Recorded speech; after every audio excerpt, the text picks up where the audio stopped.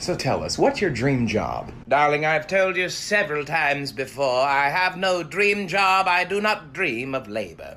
Well, I heard that. Shalom. Hello. Howdy. And how do you do? It is your cool wisdom, Simone, and this is my candid wisdom.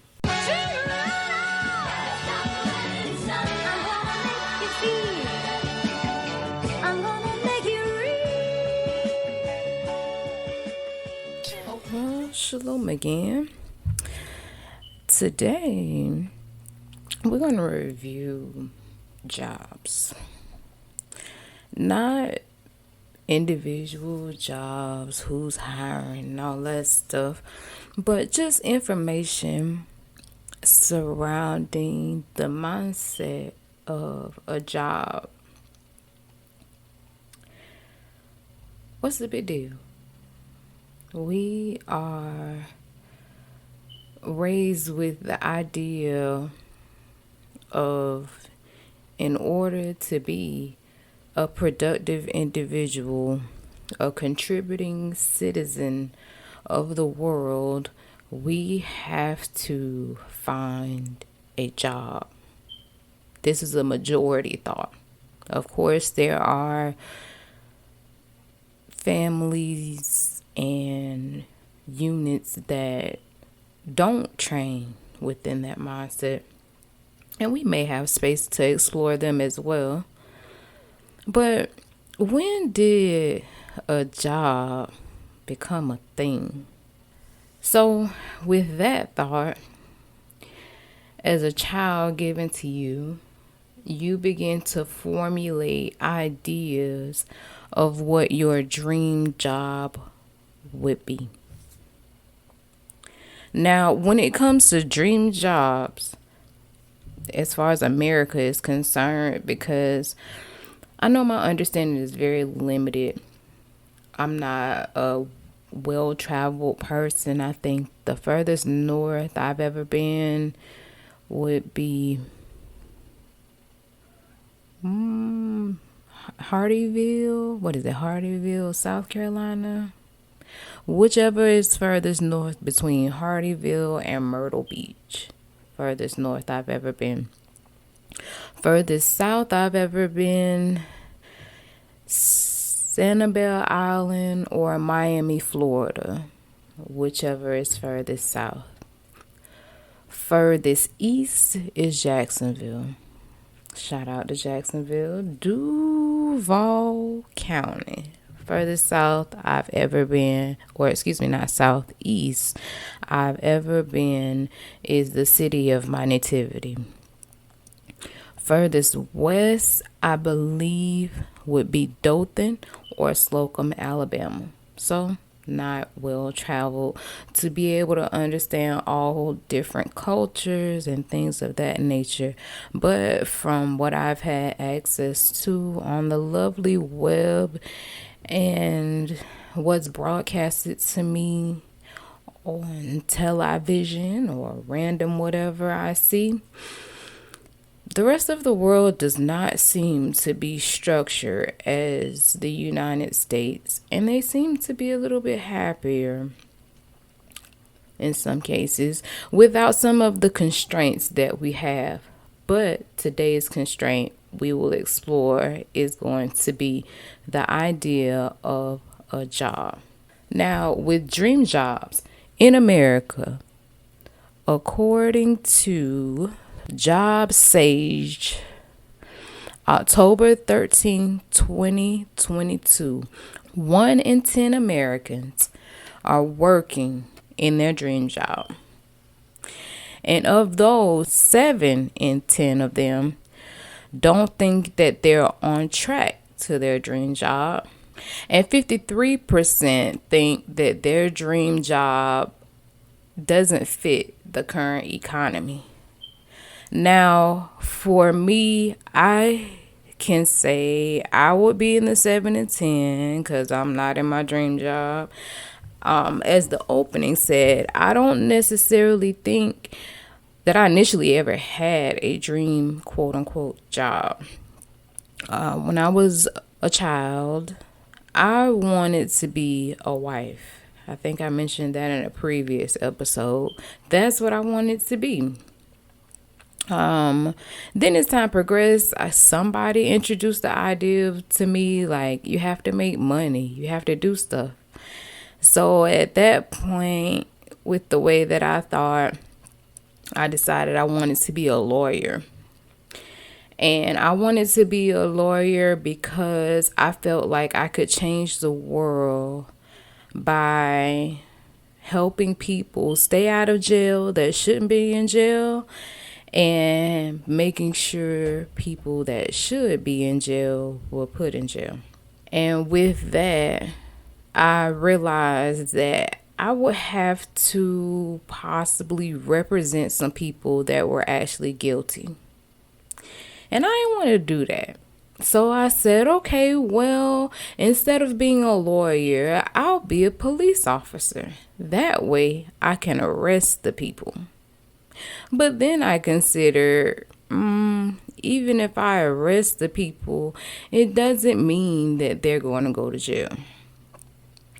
So from that, I thought, well, and of course, this was not all in one sitting. This was like as time progressed and I started to learn things and just come into information. So once I got older, I started to realize, like my teenage years, I started to realize that crime started, as far as the mentality toward crime, it started as a child for most people. And then there were things that triggered that person to be the person they were. Hence the criminal that caused the problems that we face. So I figured, hey, I'll be a juvenile probation officer.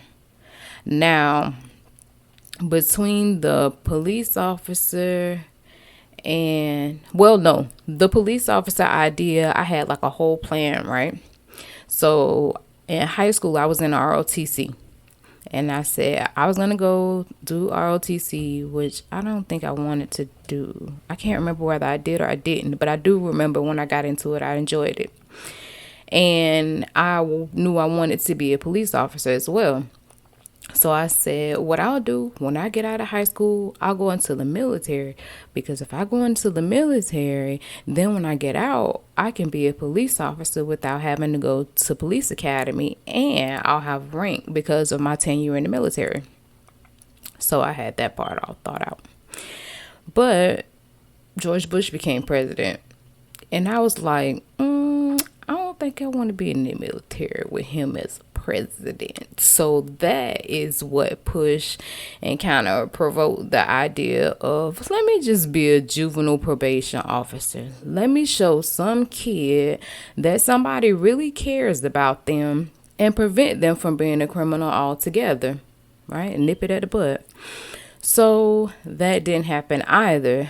And as time progressed and I got older and trying to find how I could thrive in the life that I was seeing I was being issued, that evolved into owning a daycare. And so I started to go to school for that, and I got a few certifications.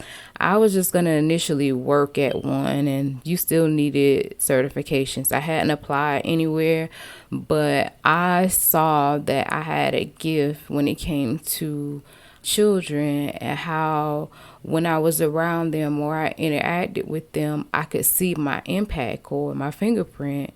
And so I really enjoyed it myself because, I know there are people that don't like children, but I really don't understand people who don't like children. Like, even though we've all been children, and I'm kind of digressing a bit, but even though we've all been children, I don't know. It's just something to be able to see the world through a new set of eyes and see how some children process and put things together and then they present it to you and it sparks your thought.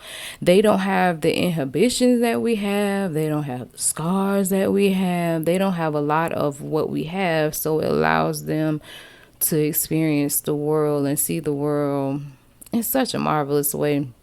So I really like interacting with them. And so I said, okay, what's most obtainable or attainable to me is going to be the child care thing. And the way that ties into this is where it says the 50%, 53% of Americans think that their job doesn't fit the current economy. And when I went into looking at the income and the salary for those positions, they were really low. And anything that I can think of, honestly, that I really enjoy doing, because recently someone spoke on a saying that I heard a while ago, and I don't know who initially started it, but it was the whole saying of if you find something to do that you love doing, you'll never work a day in your life. And that person was laughing and was like, I mean, I've worked my behind off, so I don't know what they're talking about. I understood it, what the saying was. I'm sure they did as well. But I understood the saying because it's something that you just do and you don't, I mean, you get paid for it. Yeah, that's great. But you find fulfillment and purpose, in a sense, in the position that you hold. You can see the benefit of it overall. I guess that's, at least for me, what I think of when I consider a dream job. For me, a dream job, if I have to work a job, has to be something that I can see that is beneficial to the world overall. I'm the type of person, I want to be contributing to something that matters. I don't really feel motivated in a situation that, if I look at overall what I'm contributing to, is very vain and like really has no purpose in just overall helping people. If I don't feel like what I'm doing is benefiting other people, it's probably going to be kind of hard to keep me doing it. Now, 2 in 3 Americans say they can't afford the price of the education that it takes for their dream job.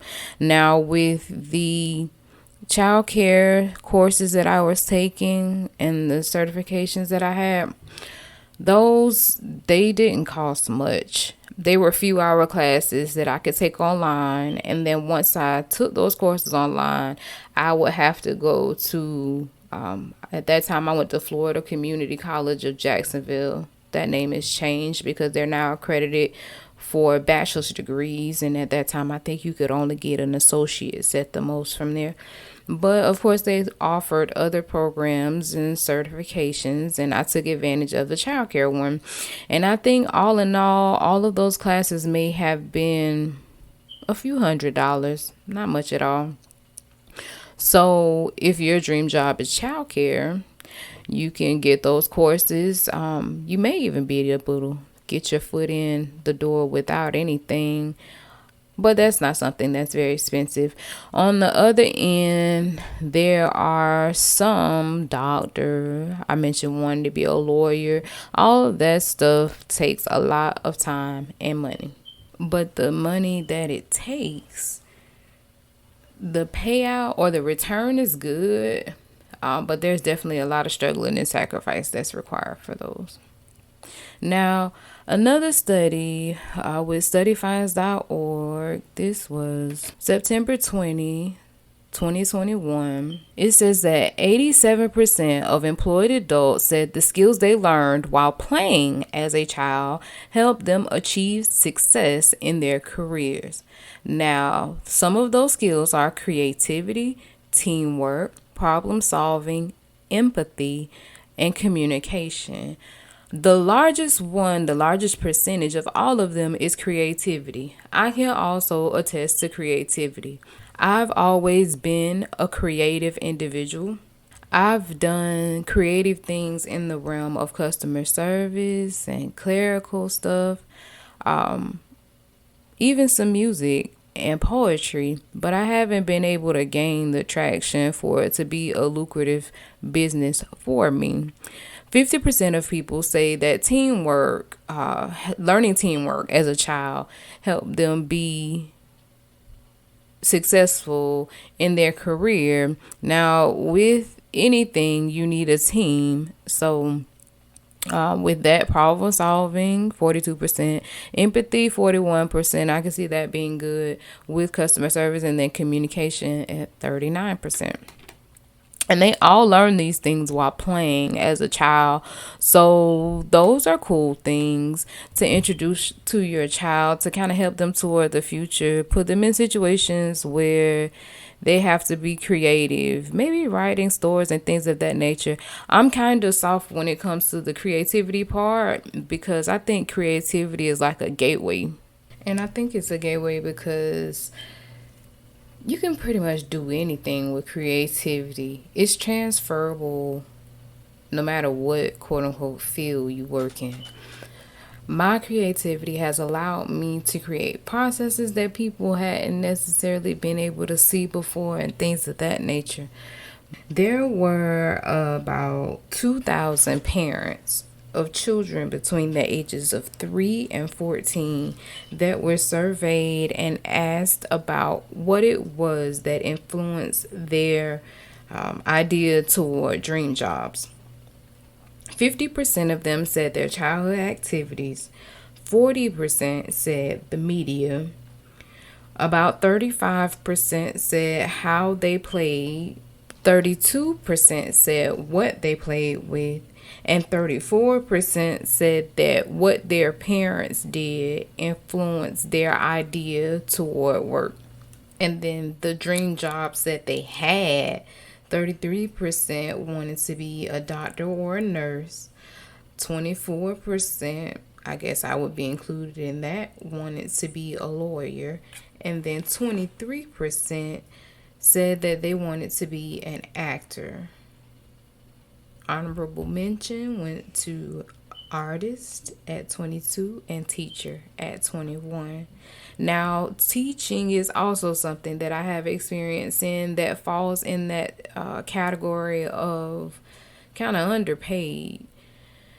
Today stuff costs, yesterday stuff costs. Teachers have always had, from what I've seen, like, I know some teachers that make decent, but they only make decent because they're single. And then others that are tenured and they might make a little more. But coming in as a teacher, I think that's the thing of maybe dream jobs as well as creating, to kind of transition into that.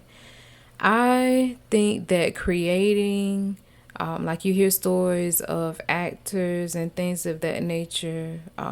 What comes to mind, who comes to mind, is Tiffany Haddish.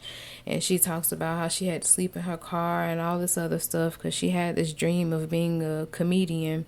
And there are other people who, as children and sometimes even as adults, people put their eyes on and aspire to be like. There's these general like sayings of people like, I'm going to use the wrong wording, but basically like the product, what you see, you enjoy that. But the process, you don't enjoy the process. And we even spoke of that on Flourish Girl Flourish. Shout out to Wendy J. And it's just sitting in the process of being able to meet the goal of your dream job, whatever that sacrifice is. Like, even if you do decide that you want to be a doctor and you consistently pursue that, there's all type of grueling studying and staying up. Doctors work really crazy shifts. But where do you find the medium in, I absolutely love doing this? And sometimes that takes time. When you're trying to do that and you still have financial obligation. So many people end up abandoning their idea of the pursuit of a dream job in simple pursuit of survival. Now, according to TeamSage.io, a blog from 2022 says that 49% of employees are happy with their current jobs and 12% quit their jobs for more money. I recently considered something. I had in my last job, I had two job offers at the time of getting that job, including that one. So two, one outside of that one. And the other paid less. And there was something within me that was just like, hey, that one pays less, but you're probably going to be happier here. And fast forward, and I'm not at the job that I chose. And when that situation unfolded, I considered that. And it also made me consider the purpose is working, but at what point do you sacrifice money to make sure that you have good mental health or that you're just good overall healthy as a person? 87% of employees count their employer's support to keep professional and personal commitments in balance. How do you like places to offer and talk about work-life balance when you work, especially I think in corporate America? I'm a corporate America person. I was almost bred to work in corporate America.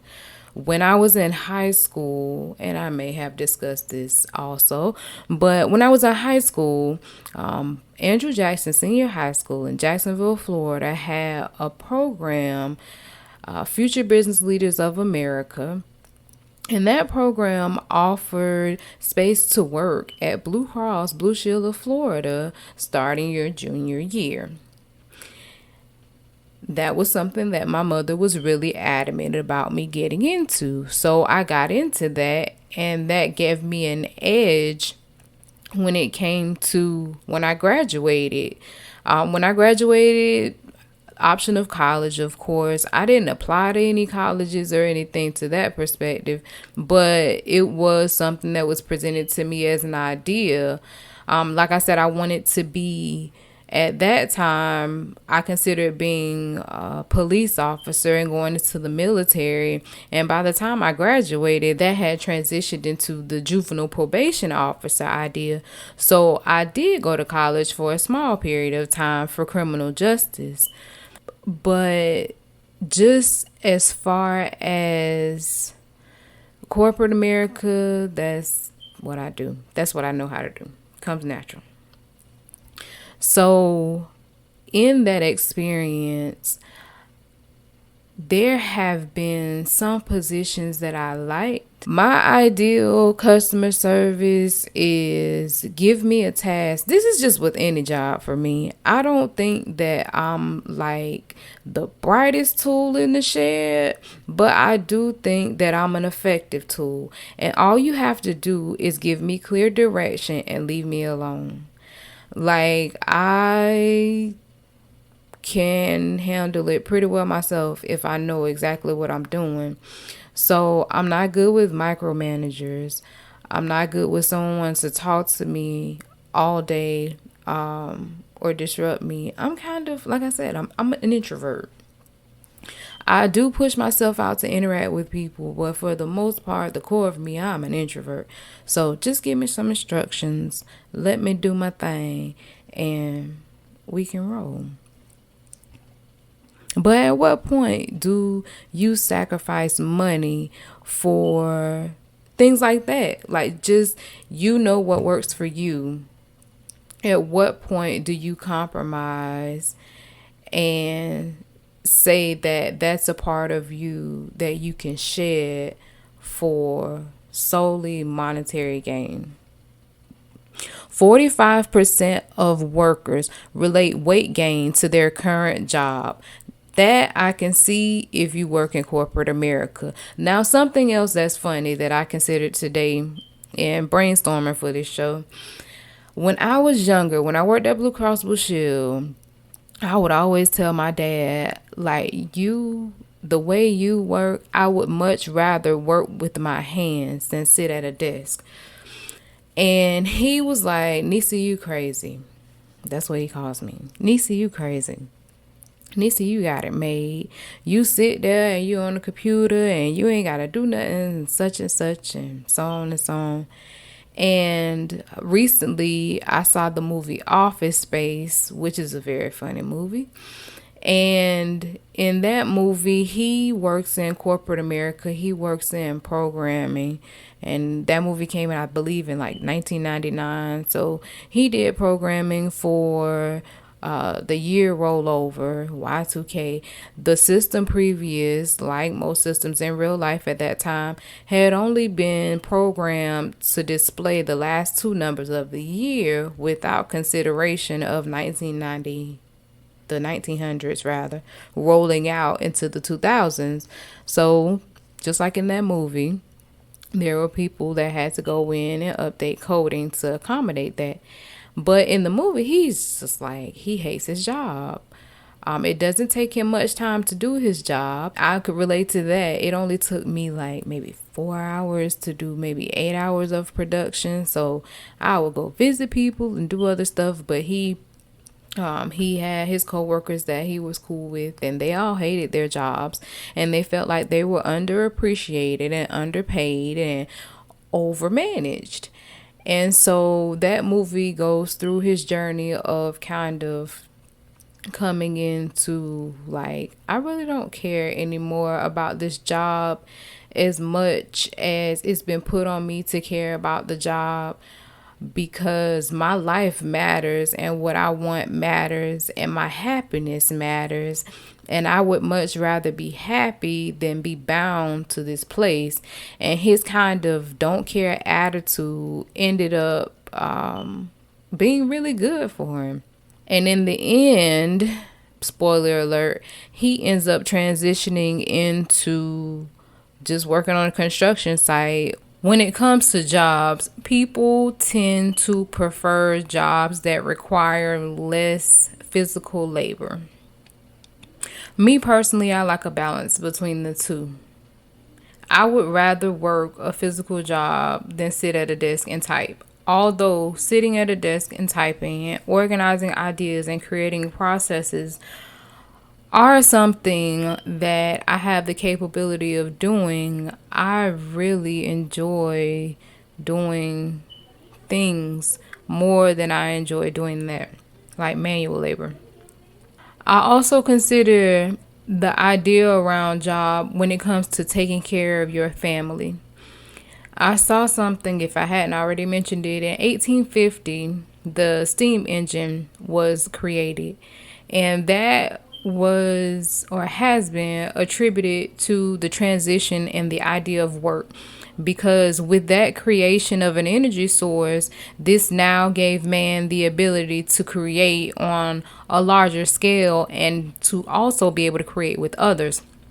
And with that, they started to develop what's now known as human resource. People being looked at as a source of energy versus in previous time, mine was more so centered around family. This drew people out of the house. Something else that drew people even further out of the house, the feminist movement. The feminist movement. Like, it pulled women out of the house from being able to raise their children and give their children a mindset outside of what school gives them. It was mentioned recently, and I mentioned it as well, as far as school doesn't teach you to be a creative individual. There have to be other factors around you. Maybe you'll have a teacher that will kind of go against the prick a little bit and say, hey, these are other options that you have outside of the traditional go to college, get a job, that type thing. If they see a talent in you, then they may try to guide that talent versus putting you in the regular production line of workers. But generally, school is set up to train you to be a good worker. That was the initial intent in the creation of school. It was not because people were sitting around like, oh, all of these kids, they're dumb. They don't know things about the world and it's hindering their life. I've said it before and I'll say it again. I feel like, yes, there are some advantages in our current time, but I think some of those advantages have also proven to be some of our cons. I think that our ancestors before us, in some ways, I think in some essential ways, were better than us. I think we have some ups on them, but I think as far as essentials, they had up on us. They had more of a community type mind, more of working together. Whereas now the world has been formed and shaped into this selfish situation. Like even the most popular phone is called an iPhone. Like everything is about you. And even if you do have a mind toward others, of course, just overall, you have to have a mind towards you. But if you aren't careful, the world can set it up in a way to where you fall in traps of a grind and having to accept a job that may not necessarily be something that you're happy with. I can't really think of anybody, and I'm thinking, I can't really think, I'll say, can't really think of many people that actually enjoy their job. I've had some enjoyable positions. Courier work, love it. It's a task. You give me something, I take it from one point to the other. Not a lot involved. But as far as gas and things of that nature, not very profitable if you're not doing it on a larger scale. Restaurants, absolutely love restaurants, but as far as my life and my schedule, I don't necessarily see that as being something beneficial, and I'm not sure that restaurants pay that much, so there's that. What else did I do that I enjoyed? Teaching. I really love teaching. That was fun. Like I said, children have an amazing way of looking at life, and it's so cool to hear them share it. And it's a privilege to be able to help them see the world better without killing the optimism in them. But yeah, I can't think of many people that wake up, especially in corporate America, that aren't in like a management or a leadership position, but just like a regular worker bee type position. I can't think of any of those people that wake up in the morning elated to go to work.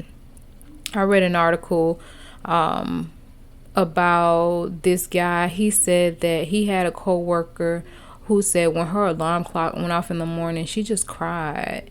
And when I read that, I thought to myself, like, I understand the financial obligation of it. Like, it's hard if you have a job that you really, really hate, but you have no other sources of income or nothing else to fall back on. Because if I'm waking up crying to an alarm, I'm probably just not gonna go. Because yeah, that's tough. That's tough. And why would you feel like you would have to put yourself under that type of stress? Like if you wake up crying, what is the day like at work? I think it's important that when you do find or when you do look for a job, whether it be something temporary or something you're looking to grow in, it definitely has to be something that fits your personality and gains or has your interest to a point that you can enjoy it, and it ends up being something that's beneficial to your life outside of just monetary. I think a lot of us that look for jobs are looking for monetary as a primary, and we don't necessarily consider other things because we're just like, hey, I got bills to pay. Blue collar versus white collar jobs.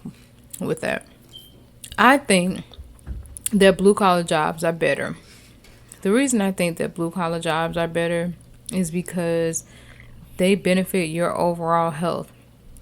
A blue collar job is going to require physical labor for the most part. So you get exercise, which causes all type of positive chemical reactions in your body. Whereas with white collar, you are sedentary.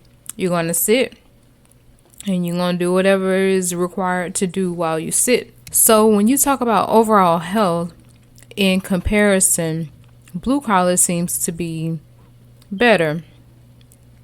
On average, a blue collar worker works 41 hours a week. Now, these are industries like construction, manufacturing, transportation, maintenance, fishing, hunting, that type of stuff. 91% of those individuals are proud of their work. 85% say that they feel like their lives are headed in the right direction. 84% of them say that they do it to make ends meet. And 42% of blue collar workers work outside. Now, I think that's an added benefit as well. It's a pro and it's a con.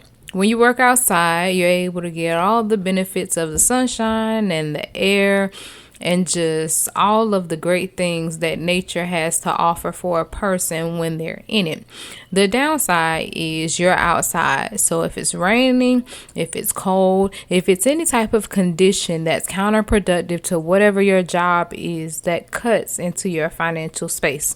And 80% of those individuals in the blue collar field are paid hourly. So that's less time you have to work.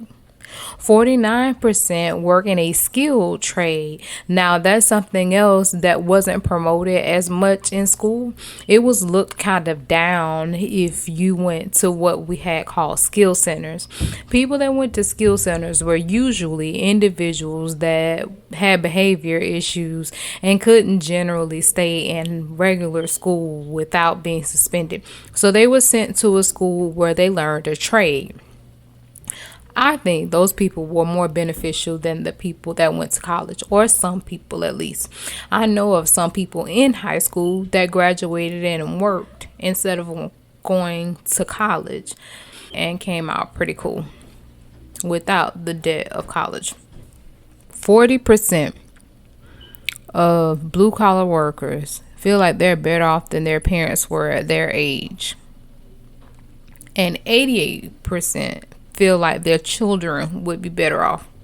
Although there has been a rise in blue collar jobs, according to listfoundation.org, the high white collar job percentage, this article cites that blue collar jobs still only earn an average of $33,762 a year in comparison to the white collar $60,336. It also says that the possible reason for this gap is the stability of a white collar job. People feel more stable in a white collar job than they do a blue. Skilled trades are on demand, whereas white collar is usually an organization with a repetitive task that's done. In the structuring of organizations, it's the manager creates the task and the workers do them collectively like little gears. So with it being a situation, rain or shine, you have AC or heat as needed, and a more quote-unquote favorable environment in the sense of comfort, blue collar offers more of a sense of accomplishment by skill, even though white collar still is a skill in a sense. The numbers seem to show that blue collar workers are more satisfied longevity wise when it comes to their jobs and how they affect their children. So if you're out there and you're looking for a job, think about it. Would you find longevity in blue collar or white collar despite the financial gain? What is best for you, the finance or the overall balance? Either way, keep your head to the sky.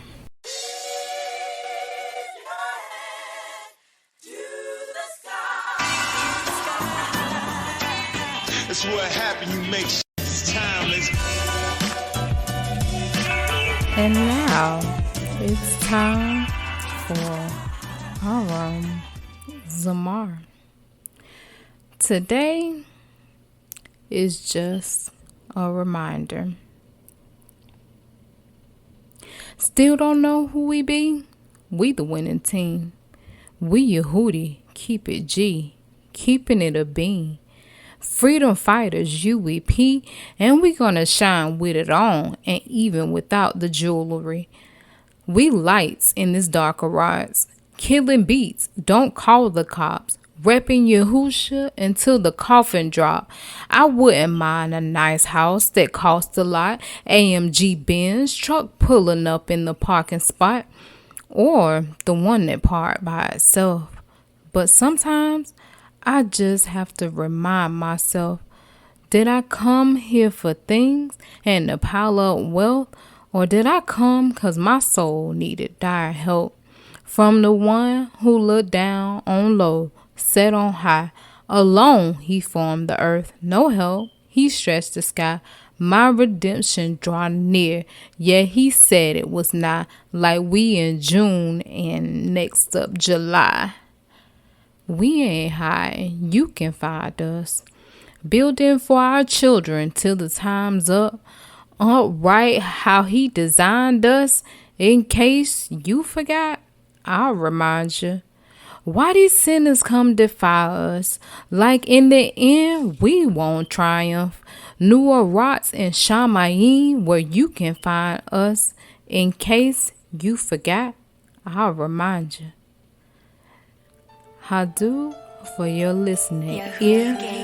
This is your Wisdom Simone, and this has been my Candid Wisdom. Nothing but the service of Yahushua HaMashiach. We here. Hey, yo, man. Talk. I'm in the open, I know it ain't easy. My ways are correct for Yahushua. The goal is to please him, nigga. Sheol, I don't know how hot the degrees get. I do know the mosh spot approaching, I need him. If sinners in tights, I'm prepared with a defense. Ask questions, I answer while keeping a secret. How you wanna describe us? Hookah beam at evening, flatbread out the oven, no yeast and Malakim laying up for their children. Give them the bar, the foundation they gon' need for the building. Let them know to dig deep and to stand firm. Take your time running, you'll see niggas end up in collisions. I ain't the one to draw back, dog, I'm pushing the limit. Under Yahuwah, undisputed, he still holds the position. I look to be with him when it's finished. Unlike the Kastaim women masquerading and they dead while they living, you know? We ain't hiding, you can find us. We ain't hiding. Building for our children to the times. Build, upright how he designed us. In case you forgot, I remind you. Why these sinners come to fight? Why they do that? Like in the end, we won't try. We gon' win. You a rock to Shamayim where you can find us. In case you forgot, I remind you. Still don't know who we be. Yeah, we Yehudi, keep it G. Freedom fighters, UEP. And we gonna shine with it on it, even without the jewelry. Lights in this dark garage. We like killing beats, don't call a cop. Ripping Yahusha until that coffin drop. I wouldn't mind me a nice house that costs a lot. AMG Benz truck pulling up in that parking spot. Or that one that park by yourself. But sometimes I got to remind myself, did I come here for things and to pile up?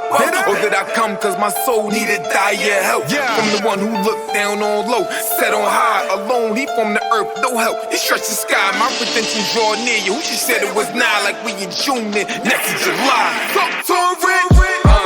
We ain't hiding, you can find us. We ain't hiding. Building for our children to the times. Build, upright how he designed us. In case you forgot, I remind you. Why these sinners come to fight? Why they do that? Like in the end, we won't try. We gon' win. You a rock to Shamayim where you can find us. In case you forgot, I remind you. We ain't hiding, you can find us. Building for our children to their times. Yeah, upright how he designed us. In case you forgot, I remind you. Why these sinners come to fight us? Like in the end, we won't try ya. You about to Shamayim where you can find us. In case you forgot, I remind ya. Yeah, Jay Rich, mad, back at it, reunited after they elected. We here, building with the rest of the people of Elohim. Knocking y'all 4 and 6, so built we the wall. And the wall was joined together for the people who had a mind to work. Know that. We ain't hiding, you can find us. Building for our children to that times. Yeah, upright how he designed us. In case you forgot, I'll remind ya.